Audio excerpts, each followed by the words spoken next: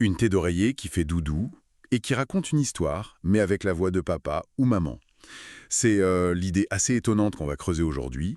On se base sur une étude de marché qu'on a reçue, un PDF nommé «Étude de marché coussin-berceuse».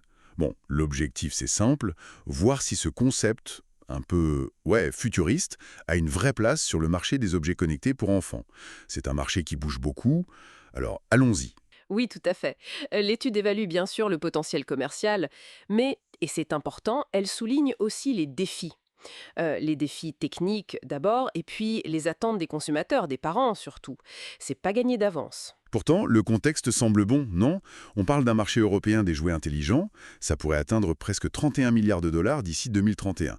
C'est énorme. Ah oui, les chiffres sont impressionnants. Et rien qu'en France l'an dernier, 800 000 compteuses audio sans écran vendues.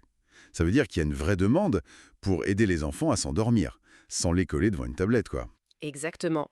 Et c'est là qu'on voit une tension intéressante chez les parents, particulièrement les milléniaux. Ils veulent de l'innovation, des trucs pratiques pour le rituel du coucher, Mhm. mais en même temps, il y a une vraie inquiétude sur la sécurité, le temps d'écran, le bien-être numérique, les problèmes d'endormissement, les petites angoisses nocturnes. C'est super fréquent chez les 2-6 ans. C'est la cible principale ici. Et même un peu plus tard, parfois. Oui, même jusqu'à 12 ans selon l'étude. D'ailleurs, l'étude suggère la Belgique, Flandre et Bruxelles en particulier, comme zone de test pour commencer. C'est jugé pertinent. D'accord. Alors, le produit lui-même, concrètement, c'est une télé d'oreiller, taille classique, 60-40, on imagine, C'est ça. avec un doudou qui fait partie de la T. Et le truc clé, un petit module électronique. Amovible, j'espère. Ah oui, amovible, indispensable pour pouvoir laver la thé, évidemment. Et ce module, il diffuserait des histoires personnalisées, avec la voix d'un des parents clonée par une intelligence artificielle. La voix clonée, c'est là que ça devient... Particulier, oui. c'est ce qui est censé rendre le produit unique. Combiner le doudou, la conteuse et cette personnalisation vocale très poussée. Ça le différencie nettement des conteuses qu'on connaît, type Luni, Boukino. Qui sont autour de 65-85 euros, c'est ça? Voilà. Elles ont des voix génériques, ou alors on peut enregistrer sa propre voix, mais c'est plus basique. Et elles n'ont pas le côté doudou, intégré à l'oreille. Ok. Mais cette idée de voix clonée par IA, même si l'intention est d'être réconfortant, ça ne risque pas de faire un peu peur au début? Mhm. Ou de soulever des questions éthiques? C'est quand même très intime la voix d'un parent. C'est une excellente question et l'étude l'aborde de front. L'acceptation de cette technologie, c'est un vrai pari. Il faut que le bénéfice émotionnel perçu soit plus fort que le malaise technologique potentiel. Hmm. Ça le distingue aussi des peluches connectées comme Smart Teddy qui est bien plus cher ou Leapfrog. Souvent, elles ont des voix standards et puis elles ne sont pas intégrées au lit comme ça. L'argument massu, ça reste vraiment ce réconfort, cette proximité grâce à la voix familière qui viendrait de l'oreiller. Et techniquement, c'est jouable? Cloner une voix, l'intégrer dans un petit module, le son? Alors, jouable, oui. Complexe aussi. Le clonage local, il y a des technologies qui existent, hein. On pense à des boîtes comme Eleven Labs, par exemple. C'est assez connu maintenant. Mais il faut que ce soit de bonne qualité. Ouais, pas une voix de robot, quoi. Surtout pas. Et puis, il faut intégrer un mode avion automatique pour la nuit. Ça, c'est crucial pour rassurer sur les ondes.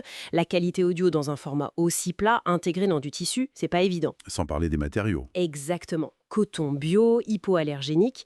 Et le module électronique doit être hyper sécurisé, inaccessible pour l'enfant. Le cahier des charges est lourd. Forcément. Ce qui nous amène à la question du portefeuille. Est-ce que ça tient la route économiquement? Bon, l'étude donne des chiffres. La R&D s'est estimée à quelques dizaines de milliers d'euros pour démarrer.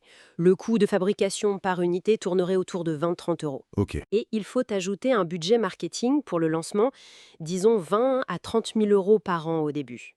Avec tout ça, le prix de vente envisagé est d'environ 99 euros TTC. 99 euros. Et la marge? La marge brute serait autour de 20 euros par oreiller vendu, soit environ 40% sur le prix fabricant hors taxe. D'accord. Et pour être rentable, il faudrait en vendre combien? Le seuil de rentabilité est estimé à environ 9000 unités. 9000. Pour un lancement juste en Belgique sur, mettons, 2-3 ans, c'est ambitieux, non? C'est ambitieux, oui. Clairement, ça demande une stratégie de vente et de marketing très efficace. Le modèle de base, c'est la vente de ce produit premium, mais l'étude évoque aussi des revenus en plus. Ah oui, genre. Un catalogue d'histoires payantes, par exemple, pour renouveler le contenu, ou vendre des thés ou des doudous supplémentaires séparément, voire même, à terme, licencier la technologie D'accord. Diversifié. Et la distribution? en ligne, magasin. Les deux. L'étude parle d'omnicanal. D'abord via leur propre site e-commerce, et ensuite viser des magasins spécialisés pour enfants, des concept stores peut-être. La stratégie de lancement, d'ailleurs, elle semble assez prudente dans l'étude. Commencer par des tests bêta avec des familles, Oui, pour avoir du retour terrain. puis un lancement pilote dans une région précise comme Bruxelles et le Brabant flamand. Et une communication très axée sur l'émotion, le storytelling sur les réseaux sociaux où sont les parents. C'est ça. Et ça nous amène logiquement au risque. Parce qu'il y en a. Le premier, c'est le risque technologique. Est-ce que la qualité du clonage vocal sera vraiment au rendez-vous? Si ça sonne faux, tout le concept tombe à l'eau. D'où le plan B avec juste des enregistrements simples, j'imagine. Exactement. Ensuite, risque réglementaire et éthique. Les normes de sécurité pour les jouets, la norme CE, c'est la base. Mais surtout, la gestion de la voix, la vie privée, le RGPD, comment ces données vocales sont traitées, stockées. Si c'est fait localement sur l'appareil, c'est un gros plus pour la confiance. Absolument. Après, bien sûr, les risques économiques. Est-ce qu'ils vont atteindre ces fameuses 9000 ventes? Et la concurrence.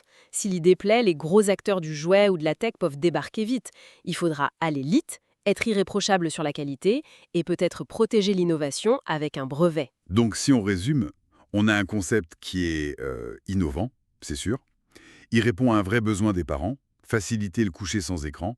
Le potentiel commercial existe. Oui. La technologie, elle est là, mais l'intégrer est complexe et cher.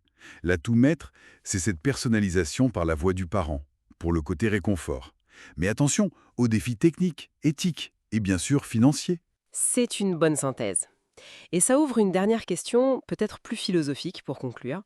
Au-delà de juste aider les enfants à s'endormir, quel impact plus large ça pourrait avoir d'intégrer comme ça des voix clonées familières dans les objets du quotidien des enfants, sur la relation parent-enfant à l'ère numérique? Bonne question. C'est une réflexion de fond, je pense, qui dépasse ce seul produit et qui mérite qu'on s'y attarde un peu à l'avenir.